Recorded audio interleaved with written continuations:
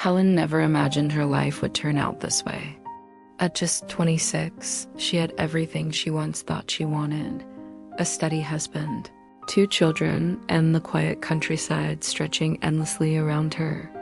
Yet, many nights she lay awake listening to the crickets, wondering when her dream of simplicity had turned into a cage. She had always longed for peace. The city had overwhelmed her, the noise, the rush, the constant expectations. She craved something slower, something honest.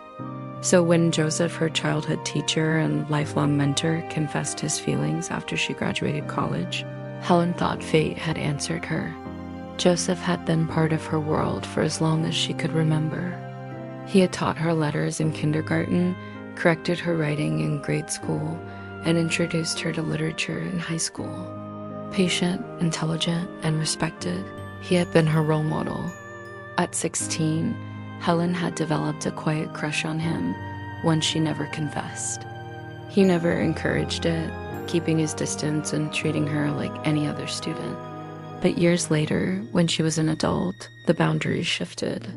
One evening, he visited her family and, in front of her skeptical father, admitted he had feelings for Helen. Her father erupted in anger, accusing Joseph of preying on a girl he had watched grow up. Helen, humiliated but determined, defended her choice. She believed she was in love.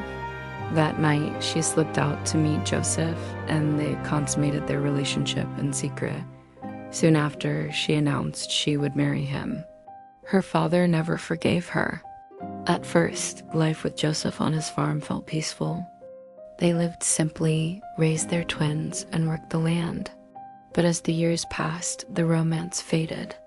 Their days became routine. Joseph's familiar jokes were thin, and Helen, still young, felt decades older than she was. Then she met Betty.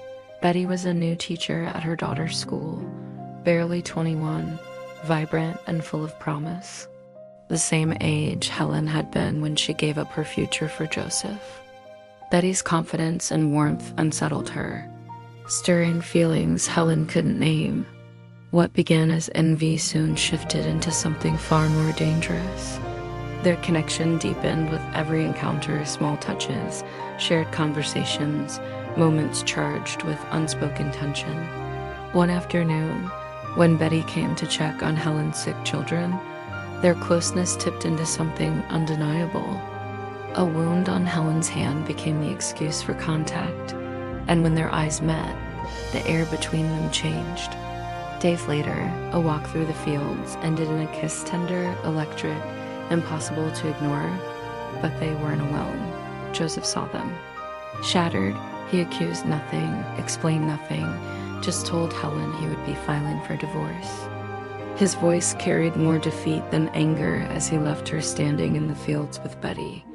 For the first time in years, Helen felt something she hadn't expected. Not guilt, not fear, relief. This is an original story by You Local.